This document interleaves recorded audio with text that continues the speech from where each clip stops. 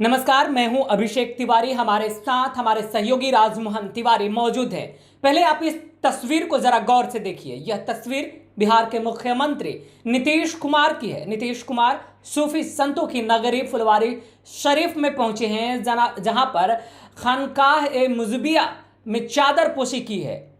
बिहार में विधानसभा चुनाव के अभी दौर चल रहे हैं। ऐसे में सुनिए पहले चादरपोशी के बाद मीडिया से मुखातिब होते हुए मुख्यमंत्री ने क्या कुछ कहा है। इसके बाद हम चर्चा करेंगे कि आखिरकार वहां पर मुख्यमंत्री का आगमन क्यों और कैसे हो गया अचानक।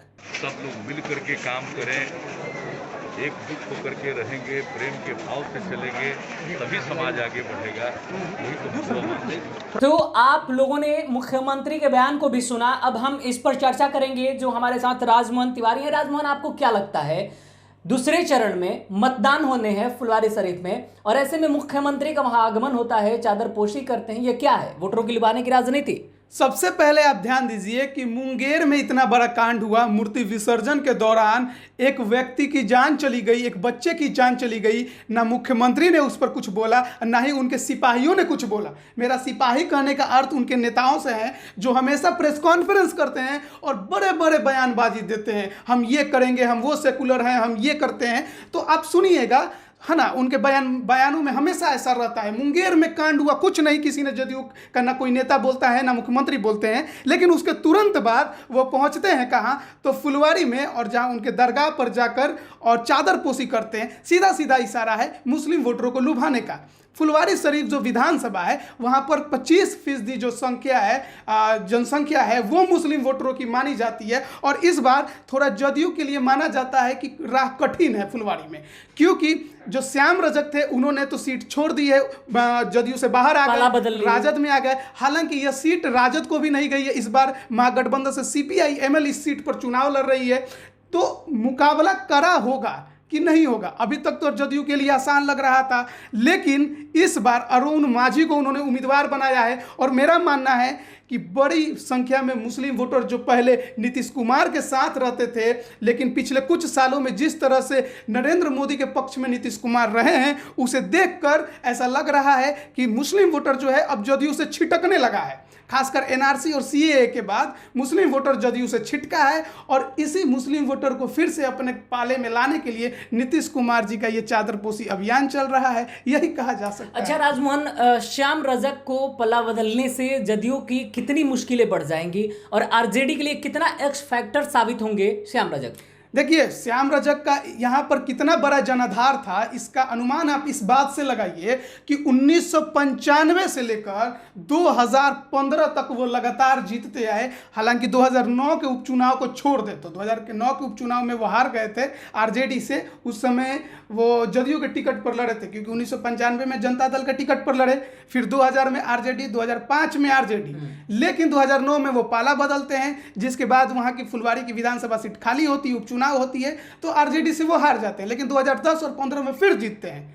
इस बार फिर पाला बदलकर RJD में गए हैं, लेकिन इस बार टिकट मिला नहीं उनको। हालांकि हो सकता है कि विधान परिषद का टिकट मिल जाए आगे चलकर। तो श्याम रजक का यहाँ जनाधार है, लेकिन CPI ML को जो टिकट गया है, गोपाल रविदास यहाँ से खड़े हैं महागठबंधन से। तो CPI ML पिछले बार अगर देखें 2015 में, तो वो यहाँ से तीसरे नंबर पर रही है। लेकिन मेरा मानना है कि लड़ाई थोड़ा और मुश्किल होगी, क्योंकि यहाँ मीम भी अपना उम्मीदवार उतारे हुए हैं। अच्छा, तो मीम कितना राह में रोड़ा बन सकता है महागठबंधन का? देखिए, सवाल बड़ा है कि मीम कितना राह में रोड़ा बढ़ेगा, क्योंकि हमने देखा कि 2019 में जब उपचुनाव हुआ किशनगंज में, तो मीम जीतता है वहाँ से, है ना, और बिहार की राजनीति में एंट्री मारता है। तो ये कहना कि मीम को आप इग्नोर कर सकते हैं, इतना आसान नहीं होगा, क्योंकि असदुद्दीन ओवैसी का एक प्रभाव रहता है खासकर युवा वर्गों पर। और 25% वहाँ की जनसंख्या है जब मुस्लिम है, तो जाहिर बात है कि कुछ ना कुछ वोट तो छिटकेगा। और केवल मीम नहीं है, इस बार मीम गठबंधन में है रालोसपा के साथ, तो उसका भी असर वहाँ पड़ेगा। देखिए, जिस प्रकार से ओवैसी को लेकर के अगर चर्चाएं की जा रही हैं, तो माना यह जाता है कि RJD पहले MI समीकरण पर काम करती है। फिर माना जाने लगा कि नीतीश कुमार ने MI समीकरण में खास तौर पर मुस्लिमों में सेंधमारी कर दी है। इससे फुलवारी शरीफ में कितना फायदा हो सकता है, देखने को मिलेगा क्या?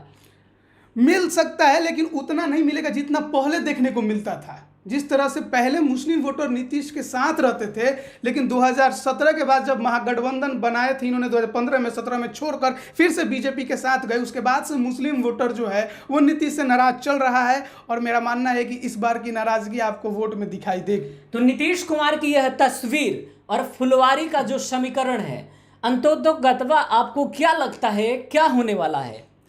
देखिए, यहाँ पर मुस्लिम वोटरों की संख्या तो हमने बता दी कि 25% है, लेकिन यहाँ दलित वोटरों की संख्या भी 27% है ना। और ये सुरक्षित सीट भी है ना, एससी की सुरक्षित सीट है। तो जाहिर बात है कि मुस्लिम और जो दलित वोट है जिधर एक तरफा गिरा वो तो निकल जाएगा, लेकिन क्योंकि वोट बंटेगा है ना सभी में, तो जो अन्य वोटर हैं 25 और 27% इनका हटाकर वो जिधर जाएंगे उनका पलड़ा भारी हो जाएगा।